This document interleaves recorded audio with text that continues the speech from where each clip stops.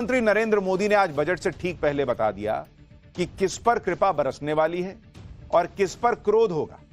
क्रोध की बात तो आज पीएम मोदी ने बता ही दी जब उन्होंने उस डीप स्टेट की क्लास लगा दी, जिस डीप स्टेट को दुनिया में सबसे तेजी से बढ़ता भारत बहुत चुभ रहा था।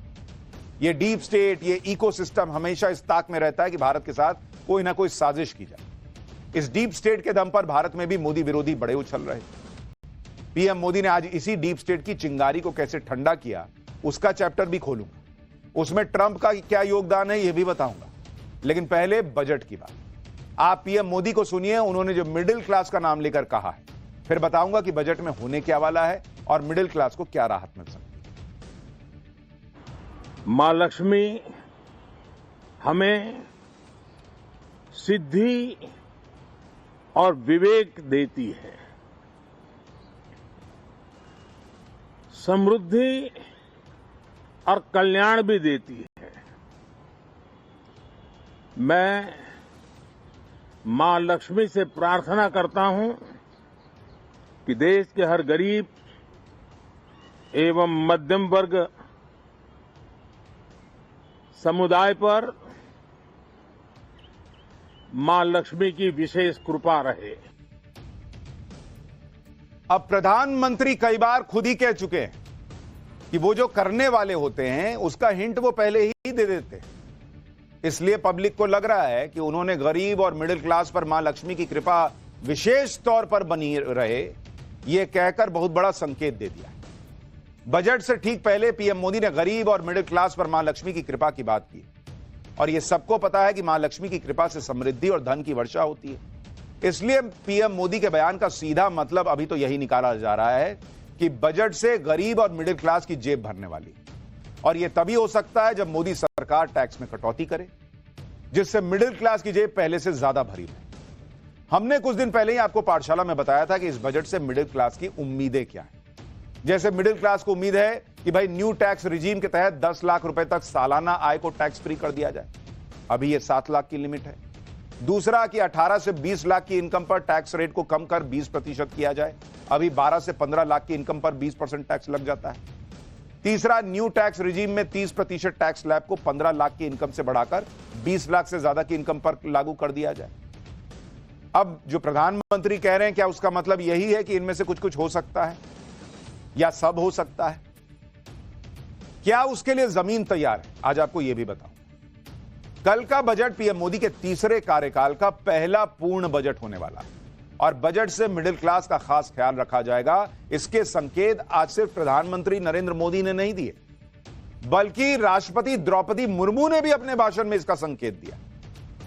मतलब डबल संकेत आया है बॉस। राष्ट्रपति ने क्या कहा वो सुनिए, फिर बताऊंगा कि मिडिल क्लास के पास बजट से उम्मीदों की कौन सी लंबी लिस्ट है। भारत जैसे देश की आर्थिक उन्नति मध्यम वर्ग मिडिल क्लास की आकांक्षाओं और उनकी पूर्ति से परिभाषित होती है। मध्यम वर्ग जितने बड़े सपने देखेगा, देश उतने ही ऊंचा उड़ान भरेगा। मेरे सरकार ने मुक्त स्वर से मध्यम वर्ग के योगदान को न केवल स्वीकारा है, बल्कि हर मौके पर उसे सराहा भी है।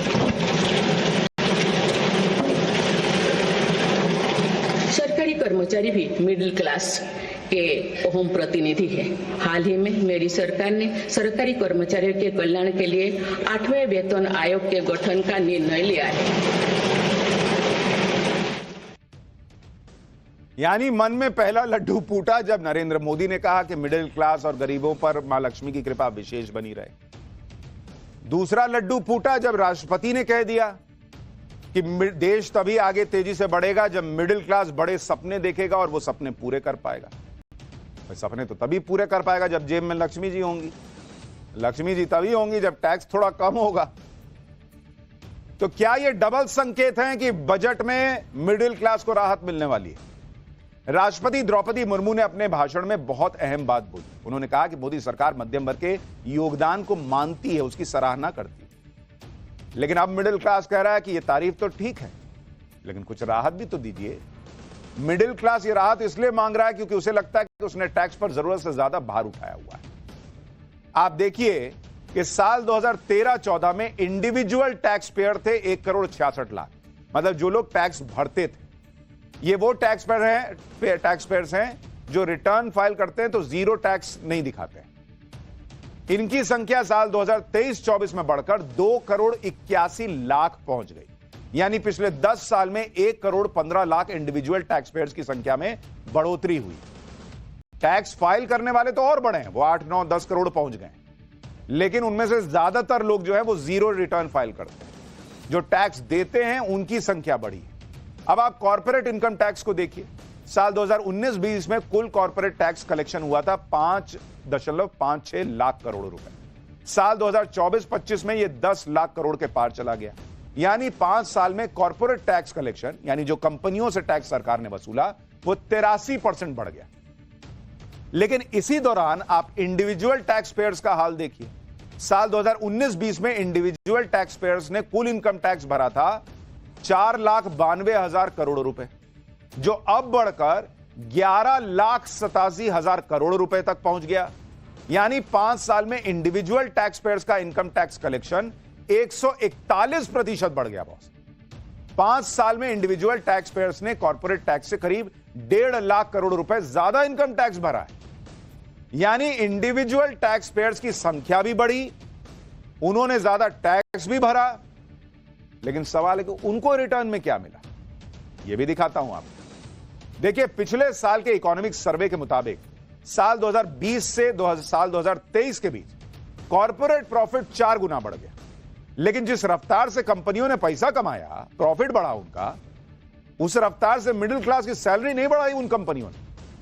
फिक्की क्वेस कॉर्प की रिपोर्ट के मुताबिक देश भर में 6 सेक्टर में साल 2019 से 2023 के बीच कर्मचारियों की जो एनुअल वेज ग्रोथ रेट थी, वो 0.8% से लेकर 5.4% रही बस। मतलब बहुत कंपनी पैसा कमाई तो 5-5.5% का आपको इंक्रीमेंट दे दिया, इससे ज्यादा नहीं दी। यानी इन 6 सेक्टर में सबसे ज्यादा सैलरी हाई होने का रेट अगर रहा तो 5.4%, वो भी साल 2019 से 2023 के बीच औसतन महंगाई दर 5.7% से भी कम है। यानी जिस हिसाब से महंगाई बढ़ी, उस हिसाब से कंपनियों ने सैलरी नहीं बढ़ाई बॉस।